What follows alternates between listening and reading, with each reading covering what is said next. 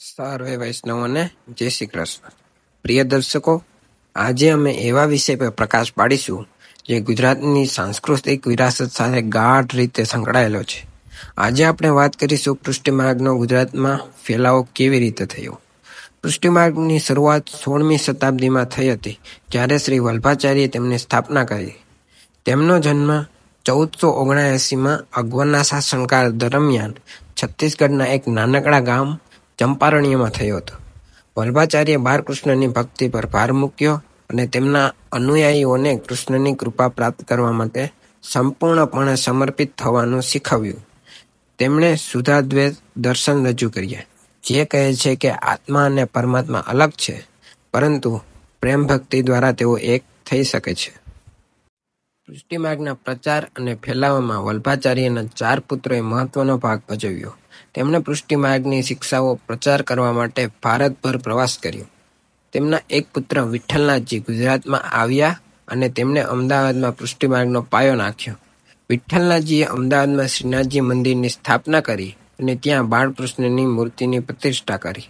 આ મંદિર પુષ્ટિમાર્ગીઓ માટે મહત્વનું તીર્થસ્થાન બન્યું અને લોકોને આ નવા વૈષ્ણવ સંપ્રદાયની શિક્ષાઓ પ્રત્યે આકર્ષવામાં આવ્યા. પુષ્ટિમાર્ગના પ્રચારમાં એક અન્ય મહત્વના પુરુષ હતા હિતહરિવંશ. તેઓ એક સમૃદ્ધ વેપારી હતા, જેમણે પુષ્ટિમાર્ગને અપનાવ્યો અને તેના પ્રચાર માટે પોતાનું સમગ્ર સંપત્તિ સમર્પિત કરી દીધી. હિતહરિવંશે ગુજરાતના વિવિધ શહેરોમાં મંદિરો બંધાવ્યા અને લોકોને આ નવા સંપ્રદાય તરફ આકર્ષિત કર્યા. તેમણે ડાકોર, દ્વારકા, કરનાલી, રાજકોટ અને વડોદરામાં મંદિરો બંધાવ્યા, જે પુષ્ટિમાર્ગના ફેલાવામાં મહત્વની ભૂમિકા ભજવી. આ જ સમયે મીરાબાઈ જેવા અન્ય સંતો અને કવિઓએ પણ પુષ્ટિમાર્ગને લોકપ્રિયતા આપવામાં યોગદાન આપ્યું.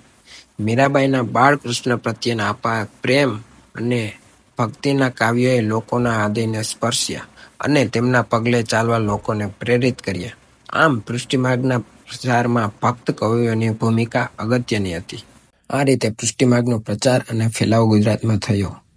વલ્ભાચાર્ય અને તેમના અનુયાયીઓની મહેનત, સમર્પણ અને ઉત્સાહને કારણે આ સંપ્રદાય ખૂબ જલ્દી લોકપ્રિય બન્યો. મંદિરો, કવિતા, સંગીત અને કળાઓ દ્વારા પુષ્ટિમાર્ગની શિક્ષાઓનો લોકોમાં પ્રસરી.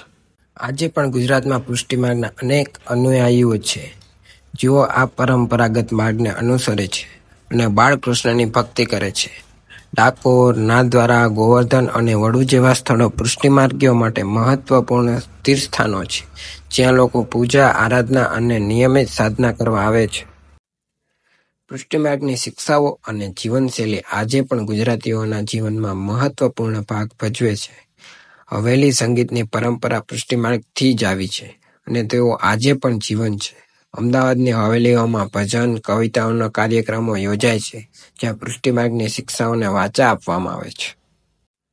આમ પુષ્ટિમાર્ગે ગુજરાતની સંસ્કૃતિમાં મહત્વપૂર્ણ યોગદાન આપ્યું છે. તેણે કળા, સાહિત્ય, સંગીત અને જીવનશૈલીને પ્રભાવિત કર્યા છે. વલ્ભાચાર્ય અને અન્ય સંતોની શિક્ષાઓ અનુસાર જીવન જીવવાથી મનુષ્યને આધ્યાત્મિક પ્રગતિ કરી શકે છે અને પરમાત્માની કૃપા પ્રાપ્ત કરી શકે છે. આશા રાખું છું કે આ વિડીયો પુષ્ટિમાર્ગના ગુજરાતમાં ફેલાવવા વિશે તમને સારી સમજ આપી હશે. આ વિડીયોને દરેક વૈષ્ણવો સુધી શેર કરવા વિનંતી. જય શ્રી કૃષ્ણ.